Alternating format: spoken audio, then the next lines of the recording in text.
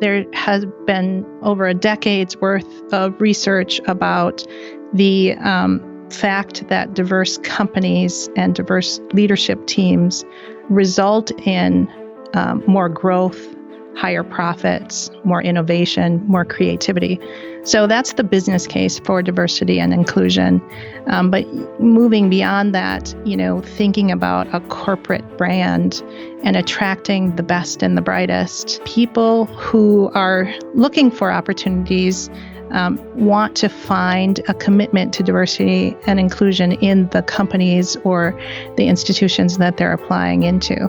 So there is an expectation that employers have a demonstrated commitment to diversity and inclusion, and that attracts the best and brightest talent. That's Ann Anaya, the Chief Diversity Officer at 3M, a global company with 93,000 employees in 70 countries around the world. They use science and innovation to create and supply products for fields of industry, worker safety, healthcare, and consumer goods. A little fun known fact is one of their most known products is the Post-it note. Ann actually began her career as a lawyer, first for the state court in Minnesota, and then for the U.S. Attorney's Office, focusing on major white-collar and complex crimes. 6 years ago, she was looking for a change in her career path, and she applied into legal affairs for 3M. After working in legal affairs for 4 years, she was asked to consider the newly opened position of Chief Diversity Officer. In our conversation today, you will hear Ann's advice for people looking to make a career shift and why it's more important to focus on your skills rather than your past job titles. You will also hear how the Post-it was created, what people outside of HR need to know about diversity and inclusion, and what programs 3M has going on to emphasize and focus on diversity inside of their organization. I would also say that, I think we perhaps have this aversion to being uncomfortable. But I think back to the future of work, we have to become much more comfortable with new and different, because there is so much new and different coming. This is Jacob Morgan, best-selling author, speaker, and futurist. Welcome to the Future of Work podcast, where every week I speak with C-level executives, business leaders, and authors to explore how the workplace is changing and what the future of work is going to look like. The goal of this show is to give you the insights, the ideas, and the inspiration to help future-proof your career and your organization. If you want to get access to more content, such as podcast transcriptions and information on working with me or having me keynote your next event, you can visit my website at thefutureorganization.com. If you want to take your education even further by getting access to courses that explore these themes in more depth, then check out futureofworkuniversity.com. Also, if you get a few seconds, please rate and review the podcast on iTunes or whatever your preferred channel is. It really helps the show, and I personally appreciate it, since the podcast does take quite a bit of effort to produce. In case you're interested in sponsoring the podcast or working with me, my email is jacob@thefutureorganization.com. Welcome everyone to another episode of the Future of Work podcast. My guest today is Ann Anaya, the Chief Diversity Officer at 3M. And thank you for joining me. It's my pleasure, Jacob. Why don't we start with a little bit of background information about you and 3M for people who are not familiar with the company? Sure. I'll start with my background and when I joined 3M, and then we can talk a little bit about 3M. I joined 3M 6 years ago. I am a lawyer by trade. I was a trial lawyer, both in state and federal government for 20 years. And 6 years ago, I was looking for a change in my career path and applied into legal affairs for 3M, specifically into their compliance and ethics division of legal affairs. And so I worked in legal affairs for 4 years and was very active in the diversity and inclusion committee in legal affairs. And when this position came open, the chief diversity officer position, I was asked to consider it because of my work in the legal affairs, diversity, and inclusion space. So we put together a maturity model survey for measuring the inclusiveness of legal affairs, and that then was used throughout the corporation. And at the time, the senior vice president for HR asked me to consider this position because of that work and my passion, my commitment to the community, and just my advocacy in the space of diversity and inclusion. And what about 3M? Because I'm sure there are some people who maybe are not familiar with the company, but are probably familiar with some of the products and the things that you guys do. Yeah, so I was born and raised here in Minnesota, St. Paul, Minnesota, and 3M is one of our we are very proud of this corporation. It's a gold standard employer for around the globe, but it's very well known here in Minnesota as a gold standard employer. In fact, one of the reasons I applied here was because my uncle actually worked on the production line here, and my aunt started out her career in the mailroom at 3M. But 3M is a global company with 93,000 employees, and we have a footprint in about 70 countries around the world. And I think we are well known for our Post-it note. Many people know that product, but we are not as well known for our other products. So we are involved in the healthcare industry. And I should say that all of our product lines and our businesses align to our mission, which is improving every life. And we do that through science. And you may have heard the tagline, "Science applied to life." That's really what we do as a company, is we use science to improve lives around the world. So in one way, we do that in our commercial space. And then, of course, we have healthcare products, wound care, and drug delivery products, for example. We're also involved in industrial products and energy products, transportation products. So when you think about 3M, you should think about many ways in which your life is made easier through the things you touch. So, for example, your cell phone. We have many products inside the cell phone.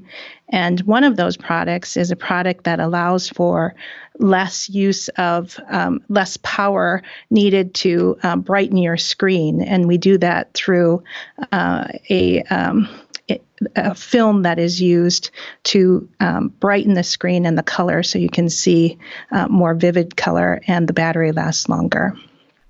Very cool. So 93,000 employees. So you guys are a massive, massive company.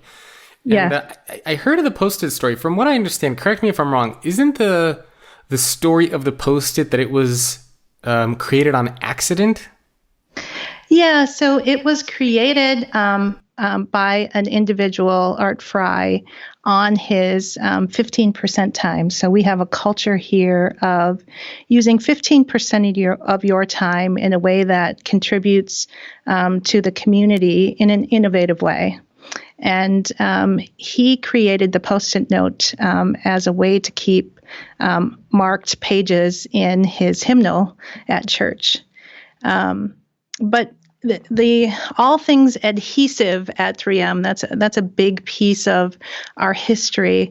So started as a small company in northern Minnesota in the Iron Range area of Minnesota, northern Minnesota, and creating wet sandpaper, and then increasing that intellectual property and innovation for adhesives into many, many areas of industry. Very cool, and we'll definitely talk about that 15% time a little bit as well later in the show. But first, I'm really fascinated how you went from being a defense lawyer and prosecutor to being involved in the diversity space. Yeah. How did that switch happen? Did you just one day decide while you were in court, like I can't do this anymore? No. Think of, and this is something that is very important for the topic of the podcast, which is the future of work.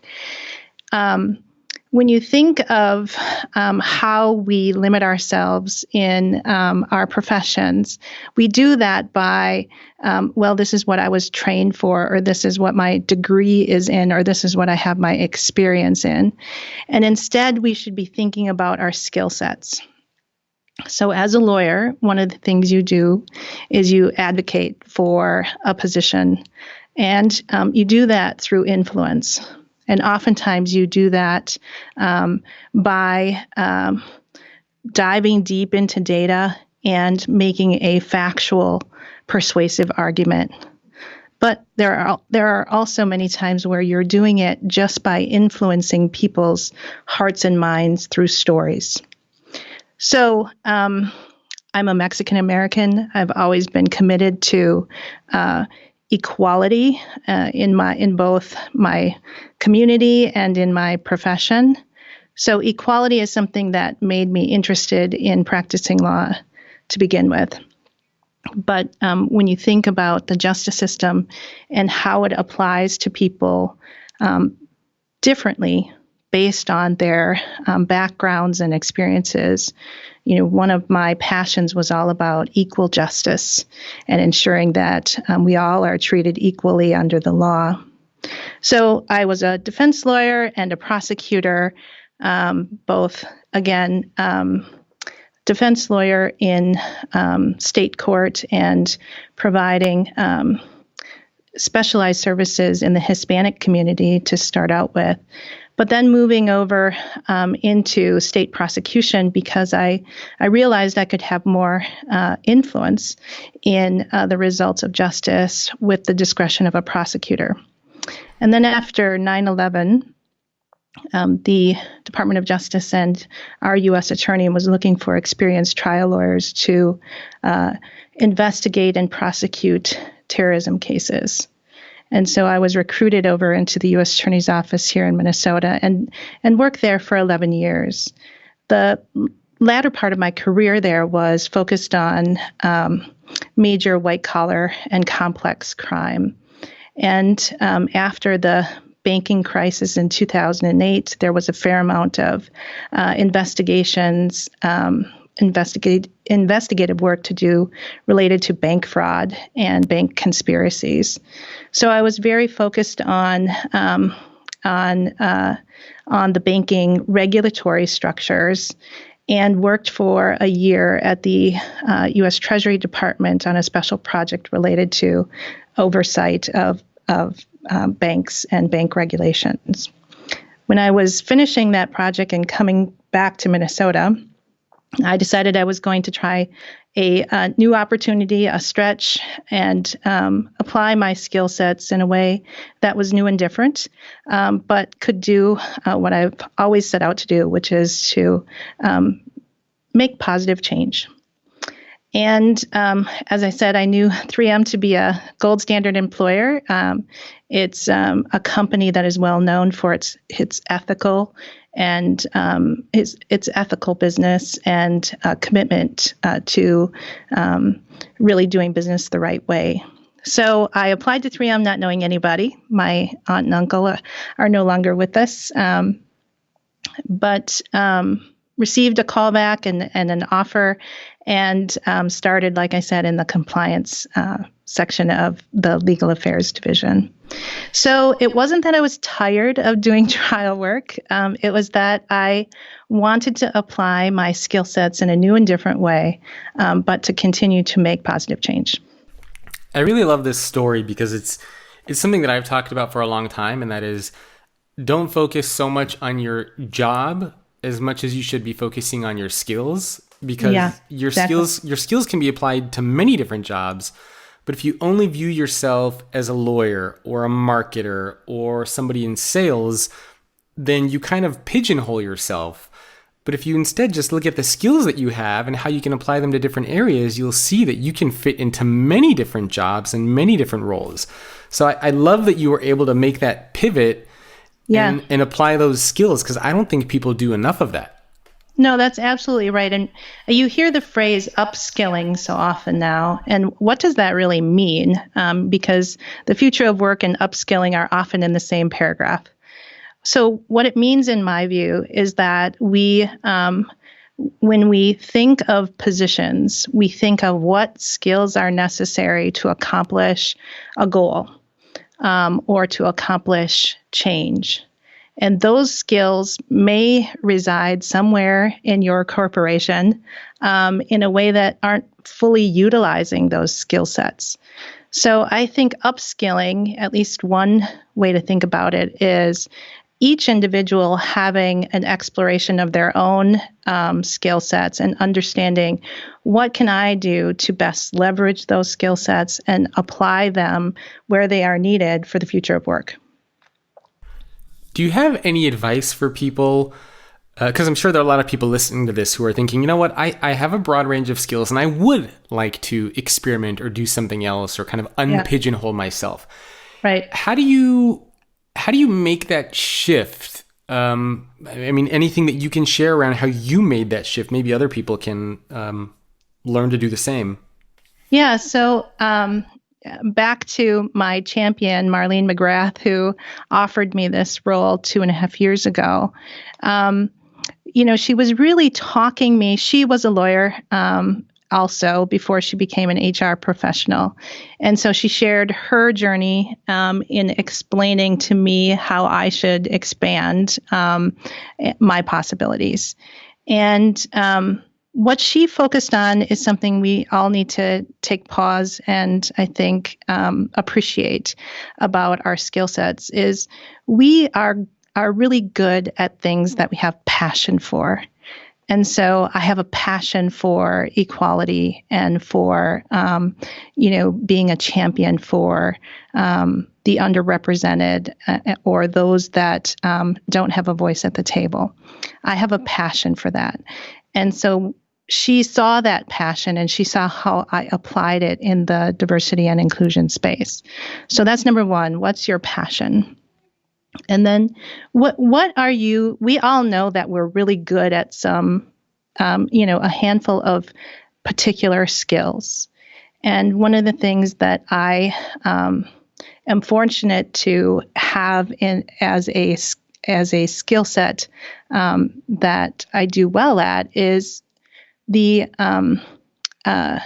ability to influence change and doing that through advocacy. And so, yes, those are skills for a trial lawyer or a litigator, but those are skills that we use in so many other ways. So, number one, passion. Number two, what skills do we really have that we're really good at? And then finally, I would say, where can we take our experiences and apply them in a way that there is a need to make change? So this position 2 years ago, we were on this maturity journey of raising awareness of diversity and inclusion. But what we needed to do is we needed to move away from awareness. A necessary piece in any journey is to raise awareness. But then the next phase is action. So in addition to my ability to influence through advocacy, what she saw is a result-oriented person. So I'm come from a blue-collar family, and we're all about, doing a good day's work and seeing the fruits of that labor.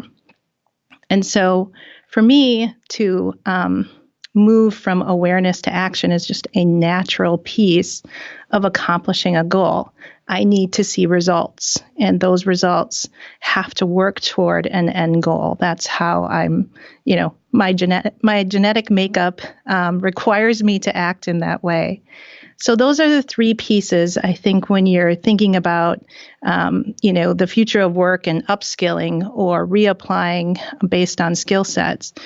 What's your passion? What are you good at? And what do you do? What experiences are natural to you that will add some value where there is a need? And I suppose you also need to take that leap to actually do something about it. So to apply for that other job, to have these discussions, to move into that that other area that you're potentially interested in. Yeah, courage. All this takes courage. There you go. Yes, yeah. I like that. But you also mentioned that you had somebody who believed in you and kind of supported you during that journey. So it sounds like people who are listening to this, who are leaders inside of their organizations, they also have some responsibility to recognize that in their people and to encourage it and not to stifle it or to go against it. Absolutely. So we all need champions. We can't do it alone. And if you're a leader, or even if you're a coworker, we need to push others toward that stretch, and then support them while we learn and grow.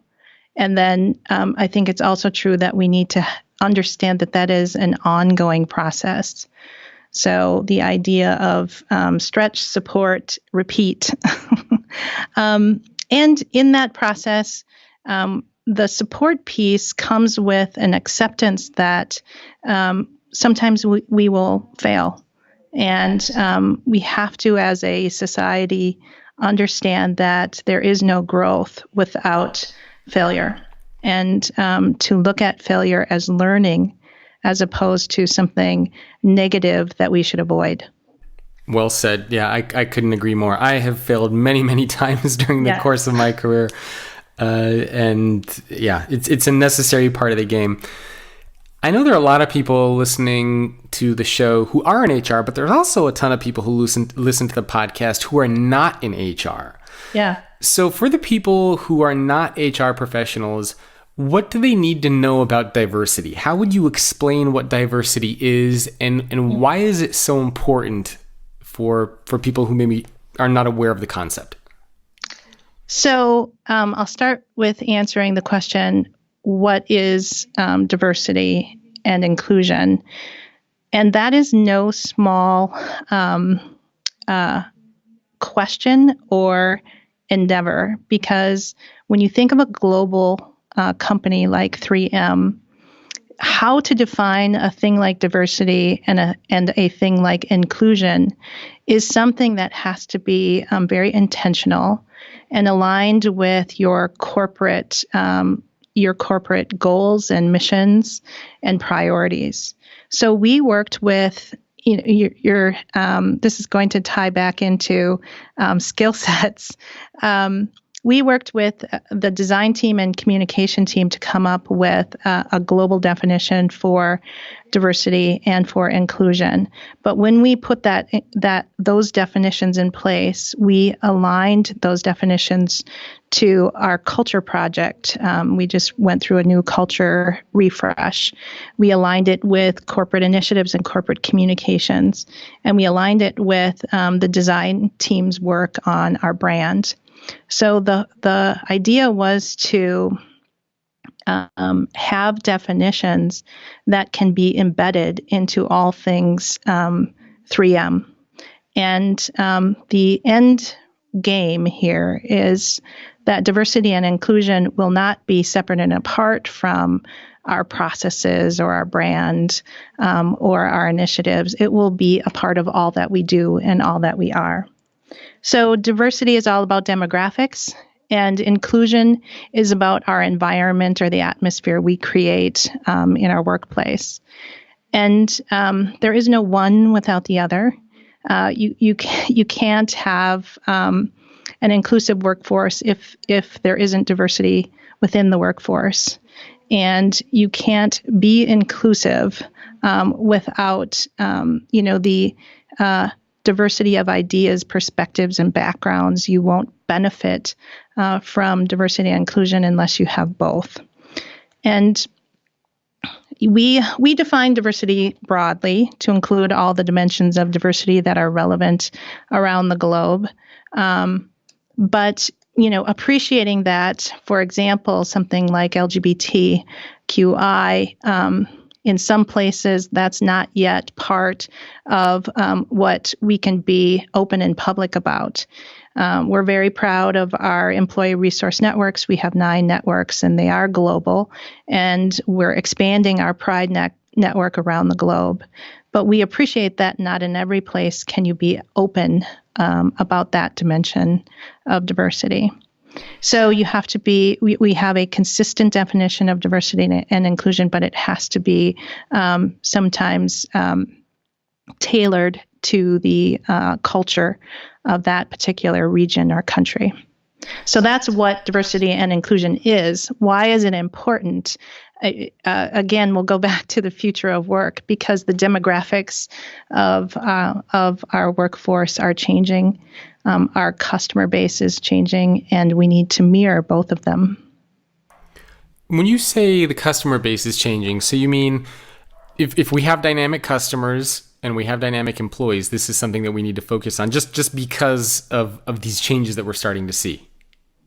Well, we know, there has been over a decade's worth of research about the fact that diverse companies and diverse leadership teams result in more growth, higher profits, more innovation, more creativity. So that's the business case for diversity and inclusion. But moving beyond that, thinking about a corporate brand and attracting the best and the brightest, people who are looking for opportunities want to find a commitment to diversity and inclusion in the companies or the institutions that they're applying into. So there is an expectation that employers have a demonstrated commitment to diversity and inclusion, and that attracts the best and brightest talent. So in other words, your employees are actually asking for this, and your prospects are asking for this as well? Absolutely. When we think about how we show up, 3M, to customers and to future employees, one of our priorities that we want to communicate is exactly related to our commitment to diversity and inclusion. What evidence is there that we are truly committed to diversity and inclusion? So you can point to external, awards or recognition. You can point to the commitment internally to our employee resource networks. But however you show that commitment, it is a priority for people when, they're choosing what corporations they want to, work in. And also for customers, they have choices about where they do business. And some of those choices are made on the brand commitment to diversity and inclusion. So customers are asking for this too, not just your employees and your prospects. Yeah, so you have the business case, you're going to perform better, but then you also have the case of what both future employees and current employees and also customers are searching for when they are interacting with the business. So it's clearly something that obviously organizations need to pay attention to if employees and customers are thinking about it and actually asking and demanding it. Can you... sorry, were you going to say something else? I was just going to say, there's a little feedback there. Is that better? Oh, yep. You sound good. Okay. One of the other things we're doing with diversity and inclusion is we are connecting inclusive behaviors to well-being in the workplace. So, for example, we used our occupational medicine MDs and some of our colleagues in Japan to connect with neuroscience, the idea of inclusive behaviors, both your own and your colleagues, leading to your well-being and the well-being of your colleagues in the workplace. And so if once you accept and you understand that premise, your own commitment to inclusive behaviors not only makes the workplace a better place to be in, a better environment, but it also physiologically aids in your own well-being. Can you share a little bit about some of the programs that you guys have going on at 3M? So how do you emphasize or focus on diversity? Is it in the hiring practices? Mm-hmm. Is it in how you build your teams? How do you really make this come to life inside of 3M? Sure. So the first thing we did is we put out goals related to diversity and inclusion. And in 2015, we declared a sustainability goal to double our pipeline of diverse future leaders. And so we declared the goal, and we are transparent with the progress towards that goal. And that's a global goal that we review quarterly with our HR directors and HR managers, and those results are treated like other business results. We expect progress each year toward that goal. So that's diversity. And then on inclusion, we measure inclusion with an engagement survey, and we work toward making progress on all feeling included in the 3M workforce, and measure that with an inclusion survey. So we have a diversity index and inclusion index, and both of those metrics are used in strategic planning throughout the corporation globally. Can you share what some of those goals are? Because maybe people want to have similar goals at their company. Sure. So, when we look at the diversity index, we're not just looking at hires. So we want the overall representation to increase, double the pipeline, but we also look at promotions, and we look at turnover. So one of the things about diversity and inclusion is you can bring diverse employees in, but without inclusion, your turnover rate is going to, make it all for naught, because they're going to leave. So, looking at both hire, development, promotions, and turnover is what's important for making progress on the diversity index. For the inclusion index, we have the overall measurement, but we have inclusion teams in place around the globe that respond to those lower scoring portions of our inclusion index and put together strategy related to those lower scoring responses. And that just varies around the globe as to what areas we need to make more progress in. But generally, what we're measuring in inclusion is the feeling of belonging. Do you feel like you belong at 3M and that you can contribute and thrive to your highest level at 3M? That was actually going to be my next question. Is you have 93,000 people. How do you scale diversity around the world? Because is it the same thing, for example, in the United States as it is in Europe, as it is in Asia, or maybe the Middle East? Or is the way that you approach it in different parts of the world different? Well, so the science of inclusion is universal. So that's why when we talk about, the connection of inclusion and well-being, that's something that universally is applicable and is important for our employees. The dimensions of diversity vary. There is a true constant, gender, and as I indicated, there are initiatives around the globe related to LGBTQ and also people with disabilities. But the other dimensions vary. In some places, for example, they have programs related to indigenous quotas. In some places, they have counting of dimensions of diversity based on skin color, Brazil, for example. So it just varies.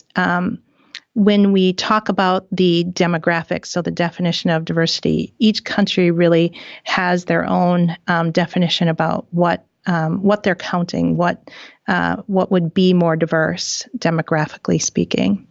But the important thing is that they are paying attention to it and that they are appreciating the value in having a workforce that is diverse.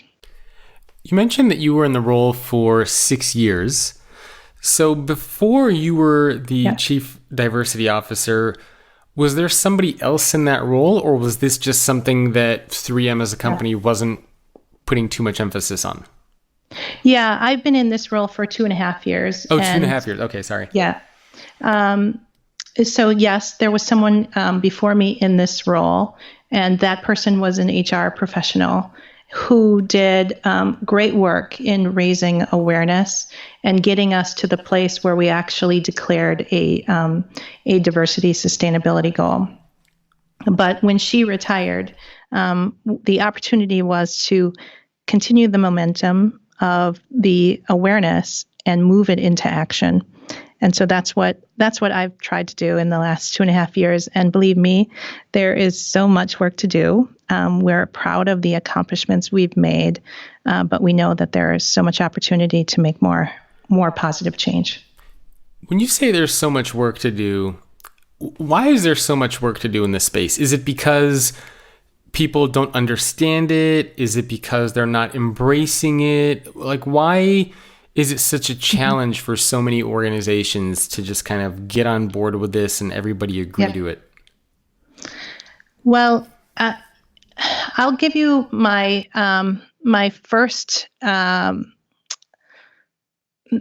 my impression that I have developed in the last 2.5 years has two parts. The first part is, we are as a people, we are. I think it's just natural to be comfortable with people that are much like yourself. So when we are endeavoring to bring new people in and endeavoring to promote people or develop people, oftentimes in the rush of things, it's more comfortable, quicker, and probably in some instances, we feel safer in the familiar. And familiar oftentimes means people just like ourselves. So that's just a human nature response. I think the other piece of my answer is more about knowledge, experience, and feeling safe. And that is that the more we are around people that are different than ourselves, that experience and knowledge building, the more safe we will feel in appreciating what I am convinced is a fact, and that is when we have the luxury of diversity of perspectives and voices and backgrounds around us, we make better decisions. We're more creative. We solve problems we haven't been able to solve before, and we do it more effectively and more efficiently. So I think there has been a lot of thought around, surround yourself with, experts and surround yourself with people that have skills other than yourself. Growing from that point of view, we also need to understand that surround yourself with all those people, but then surround yourself with people that are very different from your own educational background, that are very different than your own, for example, ethnic or racial background. And so that's the rich tapestry, I think, that we need to create when we're creating a workforce, when we're creating a team, when we're putting together people on a project to solve a problem, rather than the go-to. We want, all of the individuals to be like the last team or the last group of people on a project. How about try something very different and look for new approaches that would yield smart, different results? Yeah, I mean, I couldn't agree more. And I've had a couple of people in the diversity and inclusion space on the podcast who've echoed very, very similar sentiments. And I think you touched on something important, which is that basically part of this is you're teaching people to be uncomfortable because you have to surround yourself with people who are not like you, and nobody wants to be uncomfortable. So sometimes it takes a little bit of pushing to get people out of their comfort zone. Yes. And I would also say that, I think we perhaps have this aversion to being uncomfortable. But I think back to the future of work, we have to become much more comfortable with new and different, because there is so much new and different coming. Yeah, especially with all the changes that we're seeing. Yes. If you're only happy in your little bubble, I think you're going to be in trouble. Not just inside your company, but just professionally in the future. I think you're gonna struggle. Absolutely. I know there are plenty of people listening who are wondering what's the business impact or the ROI of this, and I've heard conversations around this quite frequently as well. So, how do you explain the value of this? Is this something that you're trying to measure inside of 3M, or how do you justify the ROI or business impact of diversity and inclusion? Well, we know, for example, we take part in the McKinsey study. We are a recipient of the Catalyst Award. So those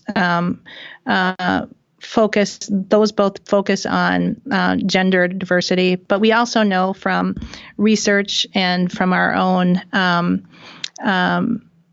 internal data that teams do better, corporations do better when there is intentionality about the diversity about decision makers. So the return on investment, I think that business case has been made over and over again, whether it's Harvard Business Review, Fortune, Deloitte, you can go on and on. But what we also wanted to do, other than it's the right thing to do and it's a good business decision, we wanted to make it a motivator for the individual contributor. So that's why we focused on the science of inclusion and your own well-being. When you act with inclusion, you are going to experience better well-being. And beyond that, I would also say the return on investment is, as we search for ways to accomplish our mission, to improve every life. How do we do that unless we seek out new and different perspectives and backgrounds to continue, to move towards improving every life? We have to get new perspectives in to be able to accomplish that mission. What is it like to work at 3M? Just generally speaking, in terms of culture, perks, benefits, is it open floor plan for everybody, or what's the general environment of what it's like to work there? Well, so I've traveled a lot in this global position, and there is a core culture of 3M, and at the center of that core is integrity. I think that's one of our strengths in our culture. And there is also this idea of, the 3M global employee population does feel like a family, meaning, there's always someone there to help or offer, assistance in some way, or offer an opinion, or to help in the creation of something new. There is a lot of camaraderie. And each of the campuses around the globe, you can feel, that sense of being in a 3M place of business because of that camaraderie. So that's another real strength for us. And then finally, there is this spirit of innovation, and so using science to be creative in a way that helps improve every life. And people are proud of the idea of a company that is positioned to make that bold statement that we want to improve every life. Those are our three, I think, core strengths. And then what's also nice when you travel around the globe and you go to a 3M campus, each campus has its own flavor that is influenced by that culture. So, for example, I recently did a trip to Korea, and the culture there is that they go to a specific seafood place, and you're really treated like a family member, and I felt so welcome there, and I think that's all with regard to this core culture of camaraderie. But it's defined differently based on specific culture, which is, I think, the beauty of a global corporation. You can have a consistency in your culture with the ability still to allow for, a different take based on culture to still make the 3M experience relevant there. And what about the perks and the office design, all that sort of stuff? What does that look like? Well, so we are remodeling. Many of our buildings are from the 60s here on the 400-acre campus in St. Paul, Minnesota. Some of the buildings are new, but the corporate buildings are older, so they are redesigning them to have a more open space. Even in the open space, design theory, I think there is some question about the usefulness of open space based on some individuals not being able to, have private conversations or discuss confidential documents. So I think that's always in a state of flux of what's the best approach to a workspace. So it's a like I said, a big campus, 400 acres with many buildings, a brand new research building. But it's not a modern campus in like a Google or Facebook kind of approach. It's more traditional with modern updates. So you guys aren't going crazy with like free food and massages and mechanics and... No, and no, goats eating the grass instead of mowers. None of that. Yeah. I've heard stories about that too. But and related to benefits, and we have 14 weeks of paid maternity paternity leave, and an ever growing emphasis on how benefits can be more aligned with expectations of, newer employees, and making it a much more flexible schedule of work. So being able to have flex time in where and how you do your work. But generally, I would say that the environment of 3M and approach towards benefits has been really traditional, but certainly over the last, for the 6 years I've been here, an increasing focus on how to offer benefits that really make a difference in the newer employees' ability to manage a work-life balance. Earlier, you mentioned this idea of 15% time. Yeah. And I know Google used to have 20% time, which I think they've since gotten rid of, if I remember correctly. But can you share a little bit about the 15% time, why you started it, and how exactly it works? Yeah, so it's one of the McKnight principles, and it's been around for a long time. And it really is just that you reserve 15% of your time to either volunteer in the community, to be on a team or in a place where it's not your traditional role and responsibility, but that you're using that time to be creative, or to work in new and different ways than your full-time permanent role and responsibility. And the idea is we hire smart people, and we trust them to get all their work done.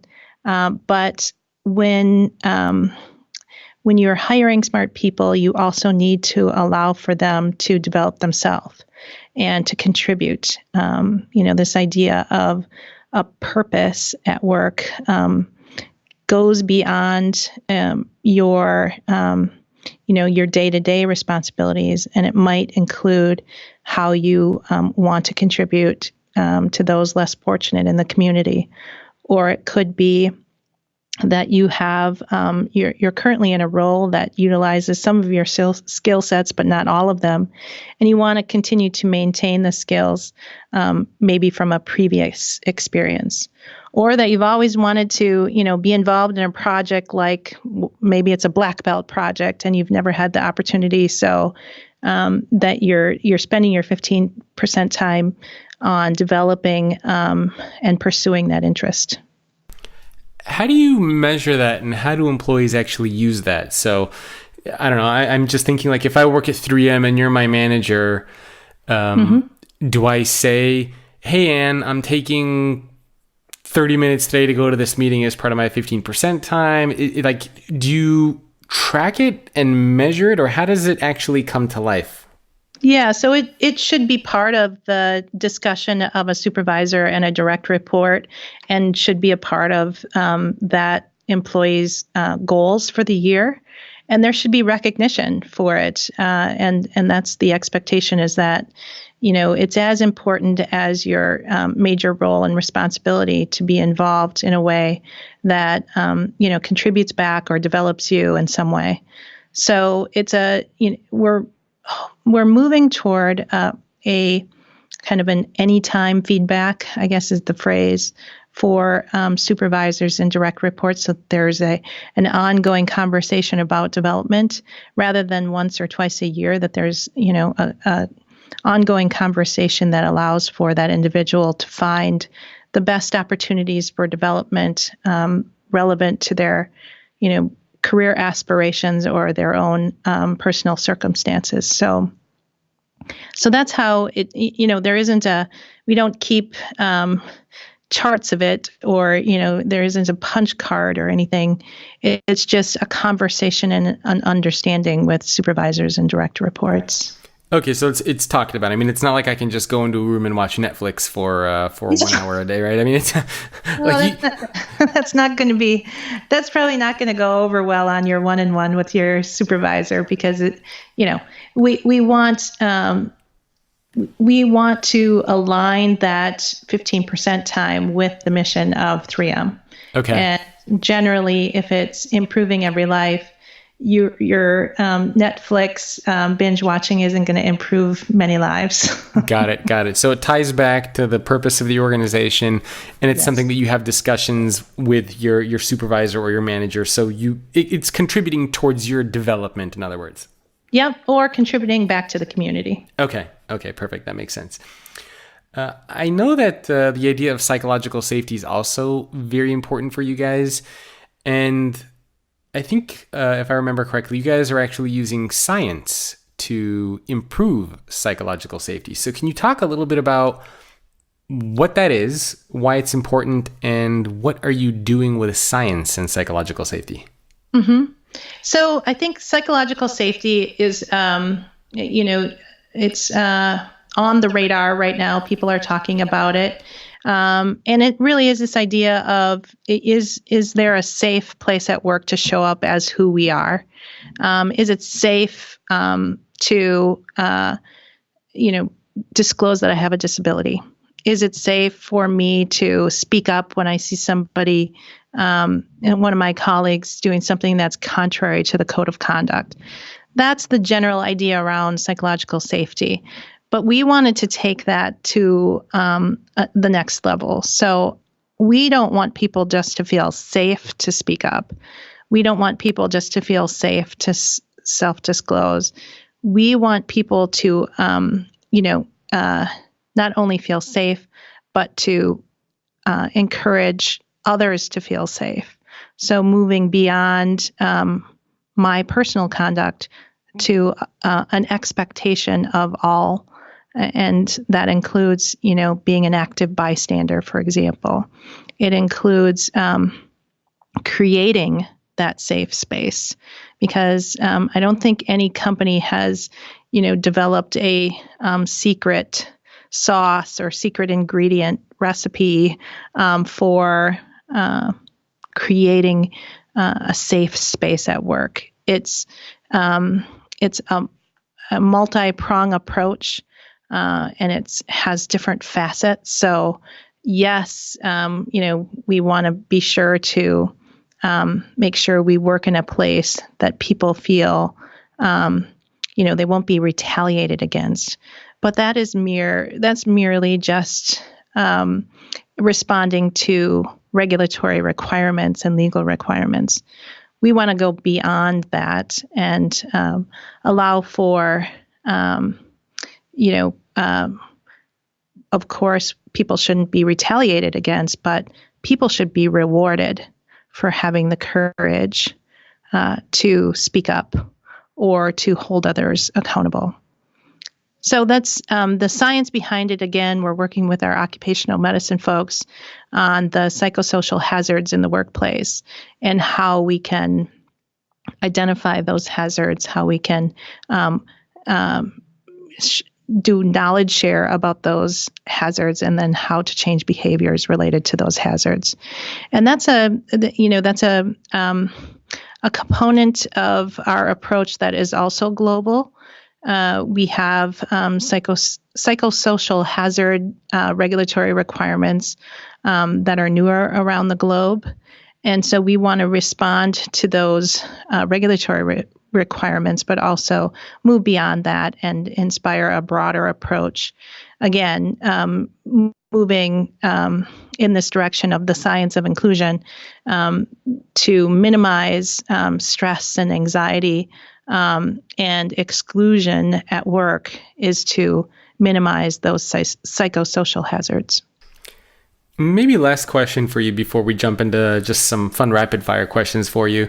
Yeah. And that's looking at the future of diversity and inclusion. So if you were to look out maybe 5-10 years, what do you see happening? Is this going to be a top priority for companies? Is technology going to play a role in this? Or where's all this going over the next 5 years or decade?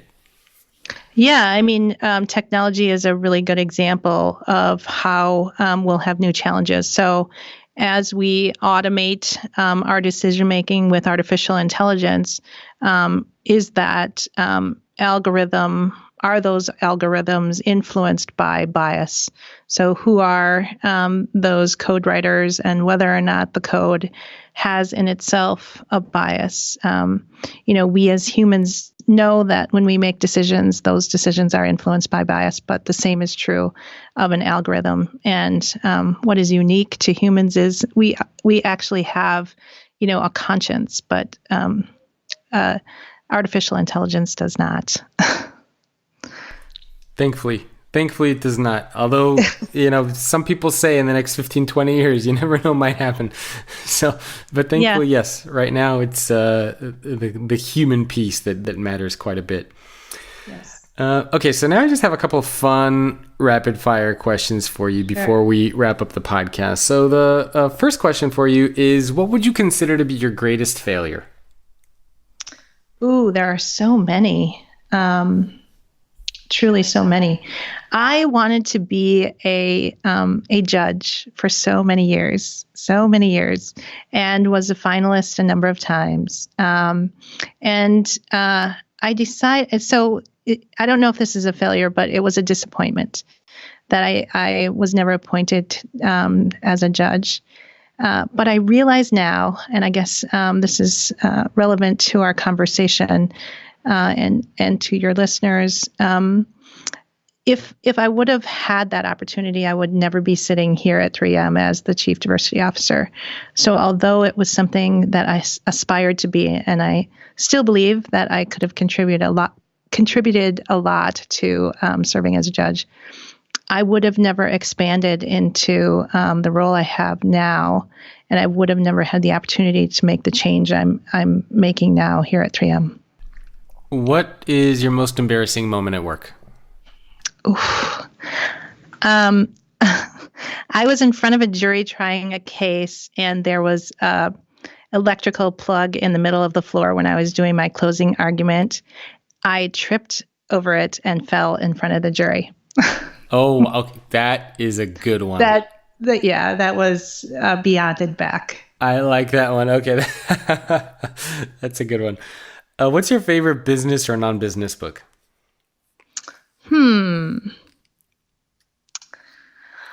I like Bossy Pants. Okay, I know that book. Best mentor you've ever had? Well, the best mentor I ever had was a federal judge. He's a retired federal judge now, Michael J. Davis. He was my trial advocacy teacher in law school, and I was his judicial clerk. And the best advice he ever gave me, I said to him, who, he was the first African-American federal judge here in Minnesota. And he had a mighty struggle to get to where he was. And I think one time I made a comment to him of how nice it must be, to all of his naysayers and all of his success, how gratifying that must be. And he corrected me rightfully and said, no, I'm at a place where those naysayers don't matter to me anymore. Oh, I like it. I like it. Well, I've had my fair share of trolls over the years and plenty of naysayers, so I can very much relate to what he said. And last question for you. If you were doing a different career, what do you think you would have ended up doing? Well, I really have always wanted to be a docent in an art museum. If I would have chosen my career over again, I maybe would have done art history, and I would hang out in art museums and tell stories. Oh, very cool. Yeah, the story element is pretty important in the business world, so I could definitely see that. Well, Ann, where can people go to learn more about you and 3M? I know you're on LinkedIn, but anything that you want to share with folks, please feel free to do so. Yeah, go to our website. Consider 3M a place for employment, obviously. And also, I'd just love to continue the conversation. So any information you can share on LinkedIn, that would be great. And I also appreciate that you're doing this because, the idea of the future of work is something that we all should be focused on, and to have that focus include the important topics of diversity and inclusion is, of course, essential. Hey, absolutely. And thanks for the plug for the show. I agree. I mean, the future of work is a big thing. I mean, everybody's got a future of work, right? So things are changing. It's something we all got to pay attention to. So, Ann, thank you so much for taking time out of your day to chat with me. I really appreciate it. Oh, it was my pleasure. Thanks for having me. Of course. And thanks everyone for tuning in. My guest again has been Ann Anaya. She is the Chief Diversity Officer at 3M. And I will see all of you next week.